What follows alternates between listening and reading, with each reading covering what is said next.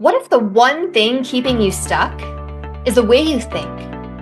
Welcome to Change Your Mind with Chris Ashley, the podcast where science meets spirituality and mindset becomes your most powerful tool for transformation. I'm Chris Ashley, author of Change Your Mind to Change Your Reality, trainer, speaker, and lifelong seeker. For years, I battled trauma, depression, anger, chronic illness, low self-worth, and the weight of old stories. Until I discovered how to rewire my mind, reconnect with my divine nature, and consciously create a new reality from the inside out. This show is here to help you do the same. Each week, we explore the intersection of personal development, spirituality, and science, diving into topics like healing, emotional mastery, entrepreneurship, resilience, and the quantum nature of reality. You'll hear power stories, and practical tools, and real conversations that will help you change your perspective, get unshakable confidence, and live the vision your soul has always known is possible. Whether you're navigating a major life shift, building your dream business, or seeking deep healing and alignment, you're in the right place. So if you're ready to break through, take back your power, and create a life on your terms, this is your moment. Let's break free from the patterns that hold us back, awaken to who we truly are, and rise. Your transformation starts now.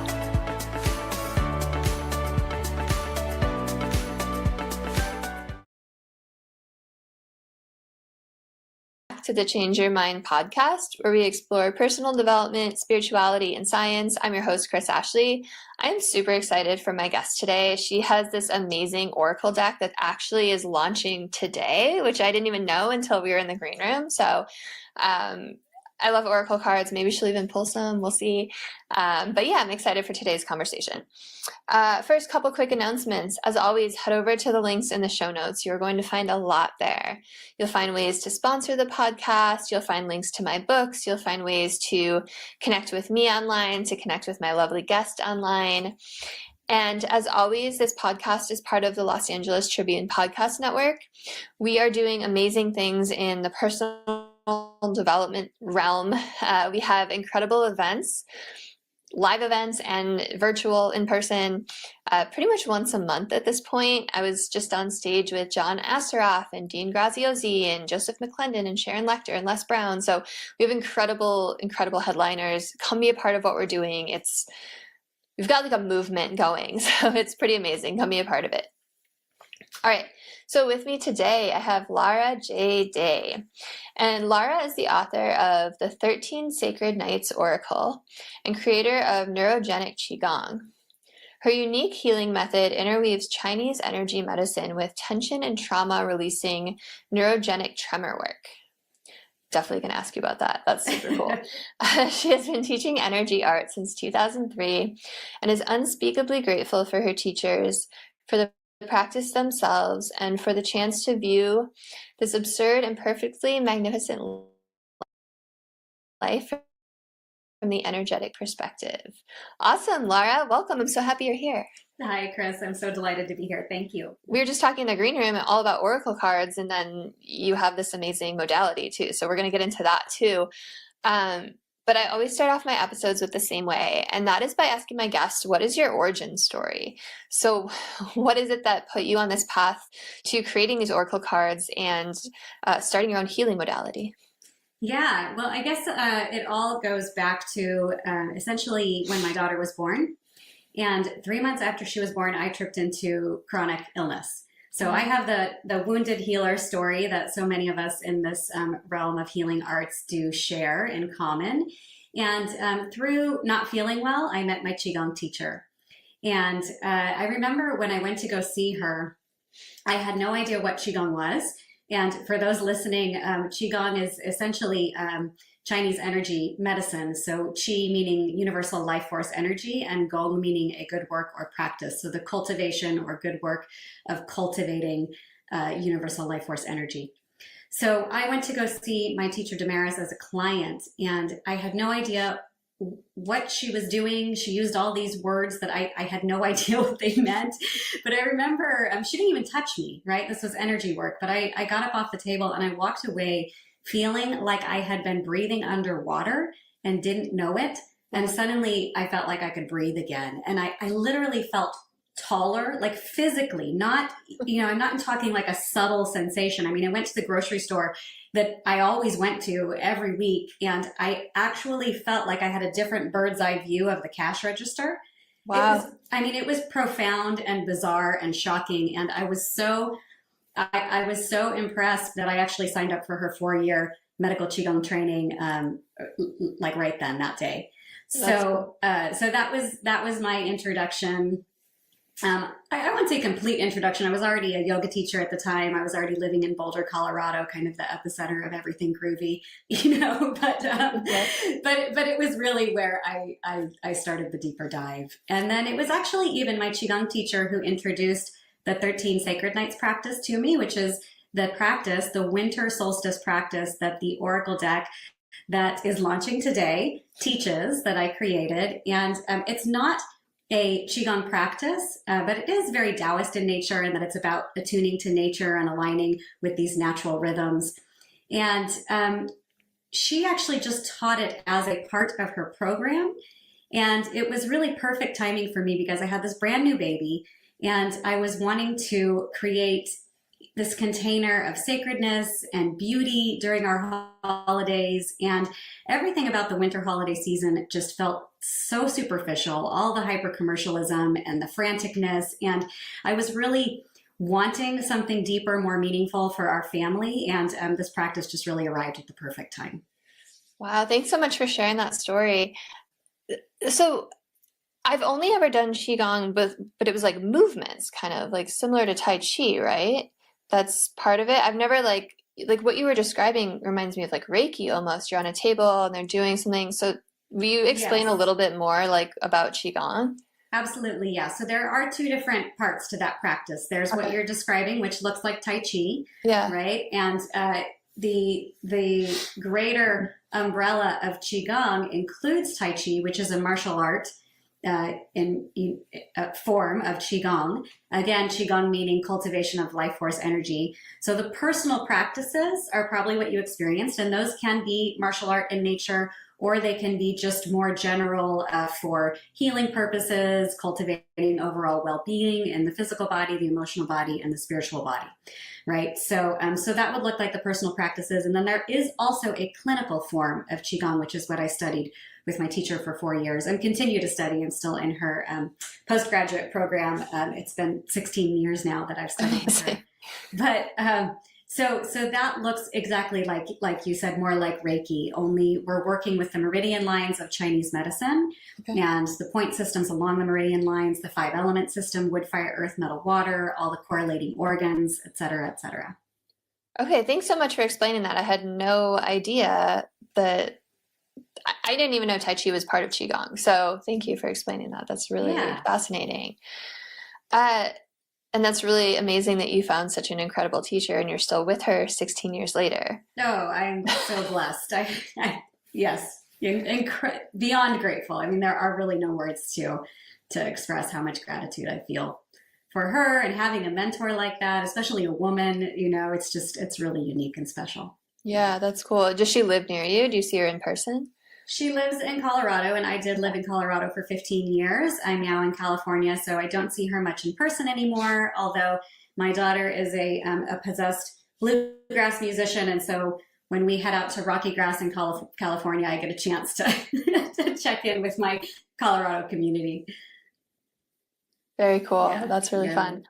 Awesome. Okay, so tell me about the 13 Sacred Nights, because you were describing the holidays and it's like, it is very commercialized and frantic in aspects of it, right?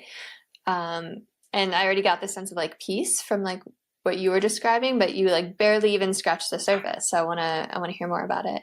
Yeah. So the 13 Sacred Nights is a practice that basically asks us to tune into the true nature of midwinter, of the solstice season, right? And if we take a look at what nature is doing around us, trees have dropped their leaves, animals are slowing down or hibernating, even the plants and grasses typically have sort of receded back into the earth, the seeds have plunged deep into the soil, and everything is sort of drawing energy inward. And yet here we are, most of us in the Northern Hemisphere, at least, right? Shopping compulsively, overindulging in sugar and alcohol, which is taxing the physical body as opposed to conserving energy. We are jam-packing our calendars. It's the busiest time of year for most folks, flooding our lawns with LED lights, which is just like a slap in the face to the darkness. Like, no, it will not be dark. And it's really just the polar opposite. Our behavior during that time is the polar opposite of what the season really offers. And what the season is offering is this radiant darkness, this potent stillness, and this opportunity to dive inward in order to discover the light within, right? The light within the darkness. So as above, so below, as without, so within. As the sun is returning on the horizon, the daylight begins to slowly, incrementally increase again 3 days after the solstice. So solstice literally means, the root of it comes from sol sistere, which means sun, sol, sistere, to stand still. So after the longest, darkest night of the year on the 21st, the solstice in December, the sun appears to stand still on the horizon. And then after that third day, it slowly begins to move again. So the light is streaming back in. So again, as above, so below, as without, so within. As the light is being reborn on the horizon, there's this opportunity for us to witness the rebirth of the spark of light internally, which looks like a new inspiration, a new co-creative inspiration for the coming cycle of seasons. So we plant our dream seeds in the fertile soil of the darkness so that they'll sprout in the spring, bloom into their full expansiveness in the summertime. And then in the fall, we're in this richness, we're experiencing the fruits of our labor. Maybe we're reflecting on the year gone by, deciding what we want to throw on the compost pile, what we want to keep for another cycle before diving back in for another cycle of seasons. So the 13 Sacred Nights practice is about aligning, witnessing, becoming aware of these natural rhythms and really diving into what they have to offer us. Wow, what a beautiful explanation. Thank you. Yeah. Yeah. Like I said before, like it just sounds so peaceful, and the way you describe it, it's like, yeah, it makes sense. Like we're of the natural world. We're like meant to coincide with nature's rhythms, right? Yeah, I 100% agree. In fact, one of my underlying core philosophies is that the more we align with nature, the more we align with our own highest human potential, right? Yeah. And the more we cut ourselves off and distance ourselves and try to out chemical her or out technology her, the sicker and more dysfunctional we become. So this practice is just one way, right? We can eat seasonally. We can step outside in the morning to catch the light of the sunrise in our eyes and on our skin, and we can step outside in the evening to check out what phase the moon is in and look at the stars. There's so many little ways that we can just lean into becoming more acquainted with nature and her rhythms and her pulsation and her cycles and that natural and magnificent intelligence of nature, right? Yeah. So I'm a big fan of morning red light for sure. I like that you said that. Yeah. Yeah. And this practice is what I love about it is it's incredibly profound, and yet the structure of it is quite simple and magical and delightful, and it's really accessible to anyone who's at any place along their spiritual journey. It's non-denominational. You can make it your own. Whatever your belief system is, you can incorporate it into that. It's a 13-day practice, and so each day of the sacred nights, or each 24-hour period, corresponds to a month in the coming year, with the exception of the first night, which is a reflection or a foreshadowing of the entire cycle to come. And what we're doing is really co-creating a magical roadmap or an energetic imprint or blueprint for the new year. So yeah, that's a little bit about the structure. Yeah, that's really cool. I like that the first one foreshadows everything. So do you like only use the oracle cards during those 13 days, and do you just like pick a card each day? Like how do you envision it working?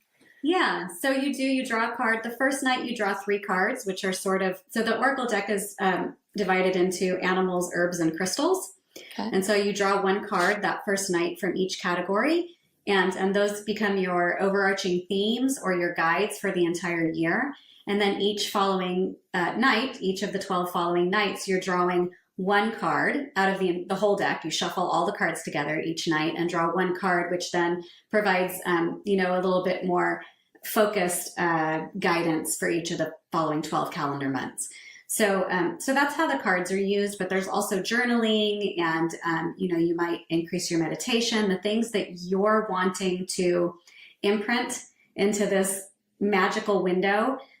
You make sure you do those things during the 13 nights. So if you're wanting to meditate more, if you want to dance more, if you want to cook more, if you want to hike more, whatever it is, if you want a certain person in your life, you make sure you reach out to them.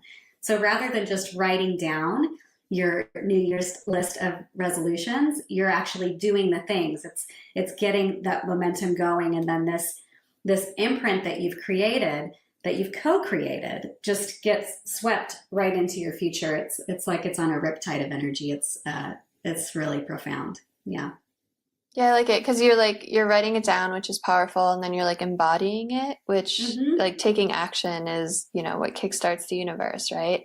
Yeah, exactly. Very cool. Yeah. So if we were to draw 3 cards for me right now and be like, this is my overarching, like, would it wouldn't work, right? Because I would have to do it on December 21st.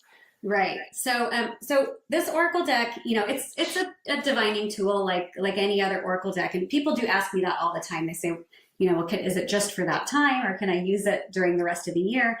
And the answer is that's a personal choice. I have many, many people who love the deck so much that they draw from it daily.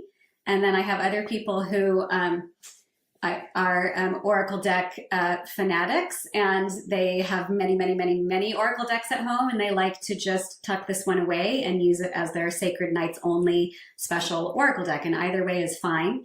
But the actual 13 Sacred Nights practice itself can only be done during that window of time. And the reason for that is that we are tuning into real and actual and legitimate cosmic patterns, right? And so it's people do also, there's a very frequently asked question, which cracks me up every year because I get the same question every year, and I just think it's so hysterical. And it goes like this: I can't do the 13 Sacred Nights practice this year because I'm going to be at my in-laws. It's always the in-laws. And so Those damn in-laws. And so can I do it later? And the answer is no. And part of the beauty of the 13 Sacred Nights practice is that it is a 13-day practice. And so you are learning to bring the meditation into your life rather than just saving it for the mat or the meditation cushion, right? So we're really learning to walk through these 13 days more aware, more present, and really just paying attention to this divine conversation that we are always taking part in, whether we recognize it or not. So in that way, it's kind of like a boot camp for mindfulness training because it's 13 days long. It's not your 15-minute morning meditation or even a deeper 2-hour meditation. It's a whole 13-day. It's like an intensive. Yes. And you have extra motivation to really be present because you recognize that you are co-creating this imprint for the entire coming cycle. So we learn to bring that state